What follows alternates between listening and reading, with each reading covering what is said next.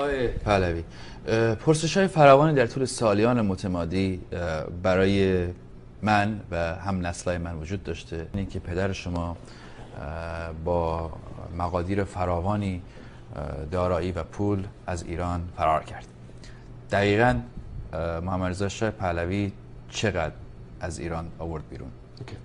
استادیست که به قول معروف میتونه در دسترس عموم باشه. با کمال میل شما میتونید برید اونجا نگاه کنید، دقیقاً جواب سوالتو خواهی گرفت. نه آیه پهلوی، اون دوربین این برنامه برای من و بیننده‌های ما سنده. یعنی چیزی که شما اینجا بگید و اینجا ضبط بشه و پخش بشه ثبت میشه، آرشیو میشه و به عنوان ما قبول میکنیم. اینا رو بیار دوباره تو برنامه. نه شما هر چی اینجا بگید ما به عنوان حقیقت قبول میکنیم. شما فقط بگید که چقدر. حالا میخوای اعلام بکنم حدود 62 میلیون دلار. 62 میلیون دلار. بله. خیلی ممنون.